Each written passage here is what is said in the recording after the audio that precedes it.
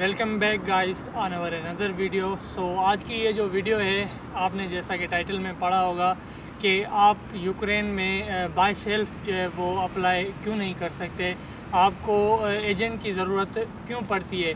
सारा कुछ हम जो है इस वीडियो में यही डिस्कस करने वाले हैं, क्योंकि बहुत सारी कंट्रीज़ हैं जिन पर जो है आपको एजेंट की ज़रूरत नहीं होती है। आप बाय सेल्फ यूनिवर्सिटी वालों से बातचीत करके जो है आप अपना एडमिशन प्रोसेस करवा सकते हो।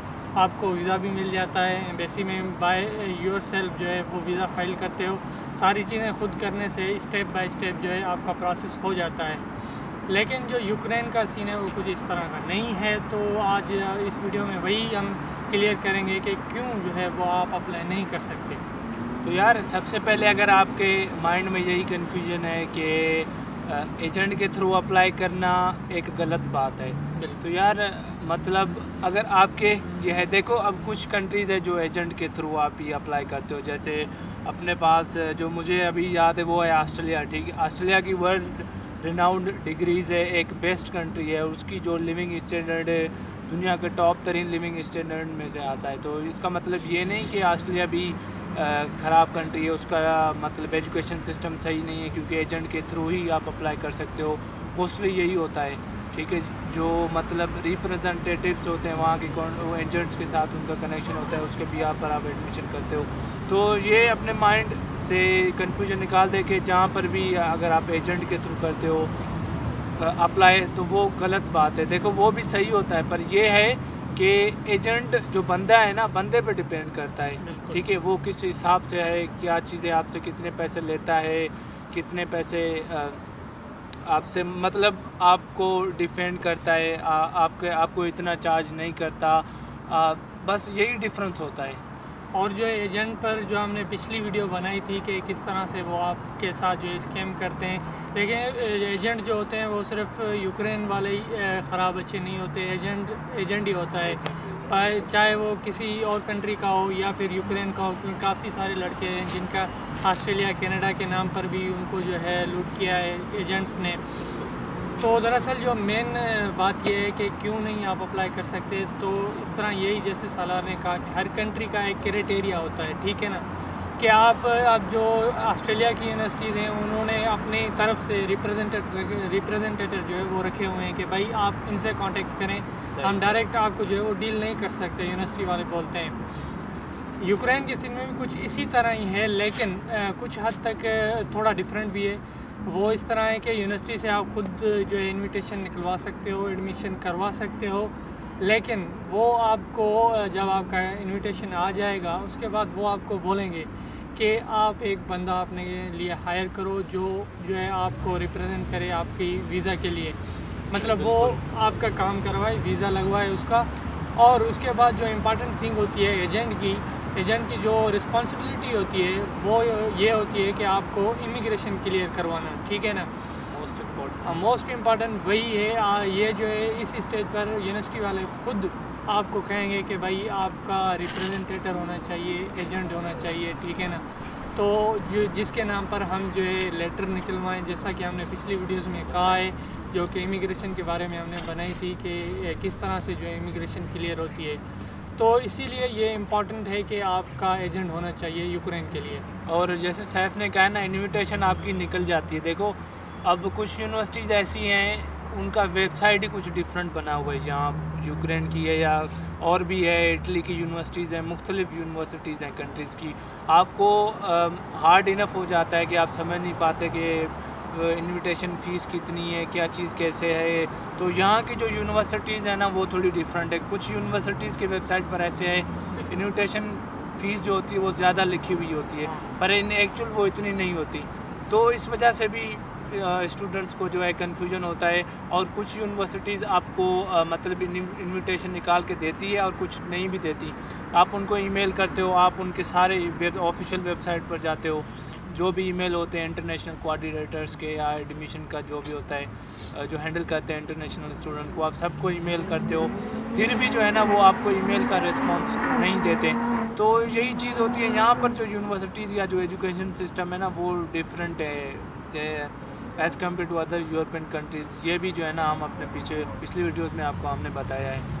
और जहाँ तक बात आती है, क्योंकि हमने पिछली वीडियो बनाई थी जो है एजेंट स्कैम किस तरह करते हैं इस तरह से, तो काफ़ी सारे लड़कों ने ये पूछा कि एक रियल एजेंट है वो जो है मतलब जो सक्सेसफुली हमारा काम करवाए उसको कैसे ढूंढ सकते हैं। तो भाई मैंने कुछ यूनिवर्सिटीज़ की वेबसाइट देखी है, उनके वेबसाइट पर मेंशन किया हुआ है कि फ़लाँ जो बंदा है उसके कॉन्टेक्ट डिटेल सब कुछ हैं, वो हमारा रिप्रेजेंटेटर है, तो आप उससे कांटेक्ट कर सकते हैं। और या फिर आप यूनिवर्सिटी से डायरेक्ट कांटेक्ट कर सकते हैं कि भाई हमें एडमिशन लेना है, यहाँ पर जो है वो पाकिस्तान से या इंडिया से आपका जो है वो रिप्रेजेंटेटर कौन है, तो वो आपको हेल्प करेंगे, वो बता देंगे क्योंकि यहाँ का सिस्टम ही ऐसा है। वो ऐसे नहीं कहेंगे कि आपको एजेंट की ज़रूरत नहीं है, आप उनसे डायरेक्टली जो है वो पूछ सकते हैं। और ऐसे है ना, यूक्रेन का आपको इनविटेशन तो मिल जाता है कम से कम, ये चीज़ है।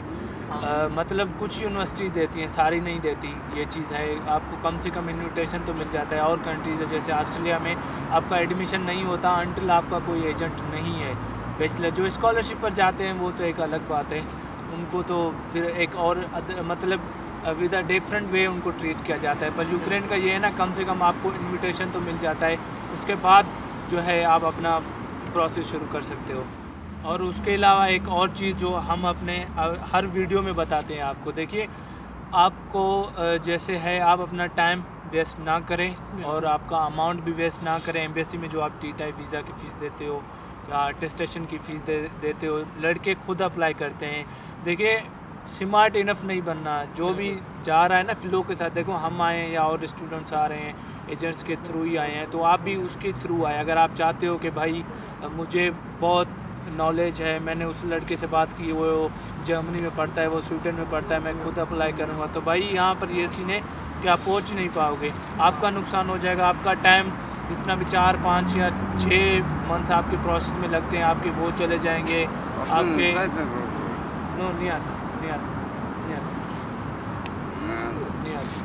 नो सॉरी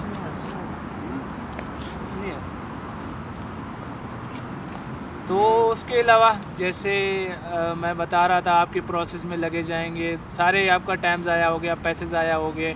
तो इससे बेहतर है कि भाई एक एजेंट ढूंढ लो, सर्टिफाइड एजेंट हो, अच्छा बंदा हो, काम करवाए। देखो पैसे सब लेते हैं।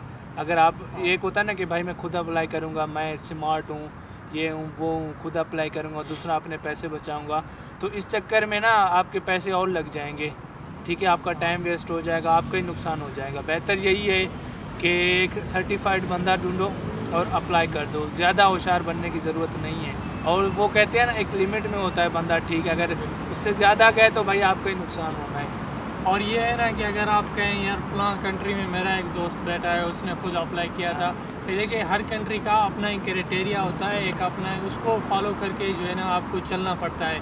तो विदाउट एजेंट आप यहाँ पर नहीं पहुँच सकते। अगर आप वीज़ा खुद कर भी रहे हो तो आपको यूनिवर्सिटी वाले वीज़ा की गारंटी बिल्कुल नहीं देंगे, वो कहेंगे रिफ्यूज़ हमारा कोई वास्ता नहीं है। अगर जो है आपका वीज़ा लग भी जाता है, आप लकी हो, वीज़ा आपको दे देते हैं एम्बेसी वाले, फिर आपको इमिग्रेशन पे मसला होगा। ये इमिग्रेशन का मसला बहुत ही सेंसिटिव है यहाँ पे यूक्रेन में। बहुत सारे लड़के जो है वो डिपोर्ट होते हैं। अगर आपको कोई पिक नहीं करने आया एयरपोर्ट, यूनिवर्सिटी वाले खुद नहीं भेजते हैं, अपना रिप्रेजेंटेटिव यूनिवर्सिटी वाले जो है अपनी तरफ से नहीं भेजेंगे आपको पिक करने के लिए, वो आपको ही कहेंगे, तो आप इमिग्रेशन क्लियर कर ही नहीं सकते एजेंट के विदाउट। तो इसलिए यहाँ पे पहुँचने के लिए एजेंट जो है वो लाजमी है एक तरह से। बिल्कुल, वो जो स्टूडेंट्स यहाँ पर अभी पढ़ते हैं वो आए हैं ना, उनसे आप कांटेक्ट कर सकते हो। देखो अगर आपका एजेंट है फिर भी कितना मसला करते हैं इमिग्रेशन वाले। आप जब यहाँ पर आओगे ना फिर आपको पता चलेगा, कम से कम 1.5 घंटे आपको एयरपोर्ट पर रोकते हैं, सारी चीज़ें चेक करते हैं A to Z। लड़कों को तो 5 घंटे भी बिठा के रखते हैं, अल्दो उनके एजेंट्स भी आए होते हैं वहाँ पर पिकअप करने। तो इससे अंदाज़ा आप लगा सकते हो। देखो इस कंट्री का डिफरेंट सिस्टम है, आपको समझना पड़ेगा। ये नहीं कि आप इस कंट्री को किसी और कंट्री के साथ कंपेयर करो, हर कंट्री का डिफरेंट ही सिस्टम होता है। तो जो यहाँ की चीज़ें हैं ना हम आपको बता रहे हैं, जो भी यहाँ पर हम आए हैं, जिस चीज़ों से हम गुज़र कर आए हैं और आपको नहीं पता, तो यही जो सारी चीज़ें हैं ना हम आपको बता रहे हैं क्लियरली। तो आज के लिए इतना ही था और होपफुली आपको जो है क्लियरिफिकेशन हो गई होगी आपके माइंड की, और जो है यहाँ का तरीक़ेकार है, जो यहाँ का क्राइटेरिया है वो आपको समझ आ गया होगा। और जैसा कि हमारे चैनल के 1000 सब्सक्राइबर पूरे हो चुके हैं, तो इसके लिए thanks to you guys for supporting us. और उसके अलावा हम ऐसे इंफॉर्मेटिव वीडियोस बनाते रहेंगे एंड होपफुली आप और चीज़ें हैं, जैसे अभी तो शुरुआत हुई और बहुत सी चीज़ें एक्सप्लोर करनी है। अब तो और सिटीज़ हैं वहाँ का, यूनिवर्सिटीज़, वहाँ की लिविंग स्टैंडर्ड, सारी जो भी चीज़ें हैं, या उसके अलावा और यूरोपियन कंट्रीज़ के बारे में इंफॉर्मेशन या कुछ और स्कॉलरशिप आई होगी यहाँ पर किसी और यूरोपियन कंट्री में, तो वो भी हम आपके साथ शेयर करेंगे। तो चलो मिलते हैं एक अगली वीडियो में।